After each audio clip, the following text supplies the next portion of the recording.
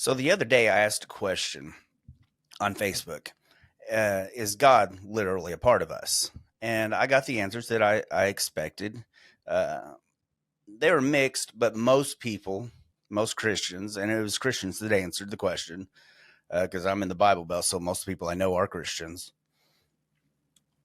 They said that yes, he is part of us, literally, and gave several Bible references that state this as a fact. And there was a couple of people that disagreed and they believed it's symbology, but again, it's the Bible. That's why there's so many 34,000 something denominations, because we're going to disagree about the interpretations of things. Well, I also like to look scientifically, and scientifically, now I'm going to misname the scientific equipment, so I'm just going to call it a microscope. If you look under a microscope, as far as you can see, you'll find that we are nothing but light and vibration. That's energy. Well, everything is just energy. They did the same thing with inanimate objects, and other living objects. We're all the same.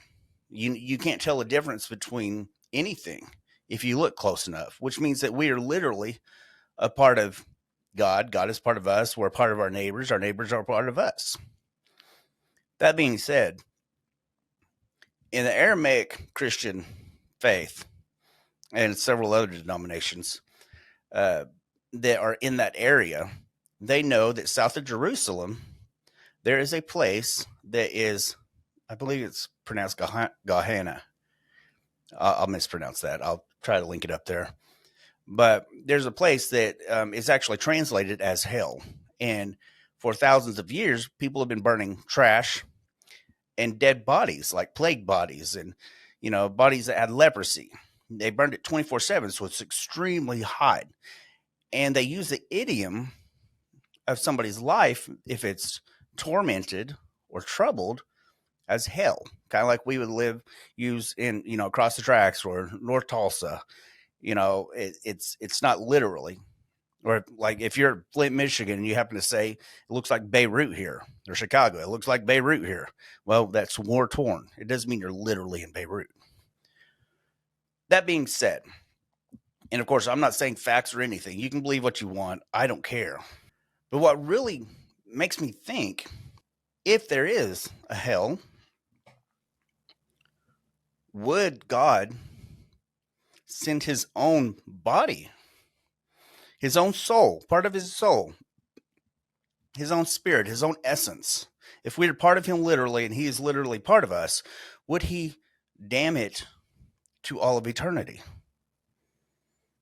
Yeah, I know people are going to probably find some way to say, well, no, that part stays and the us part goes. Well, is there really a mixture, or is it like literally part of, like we're the same? But would he? Now, I don't pretend to know the answers, but that's something to think about.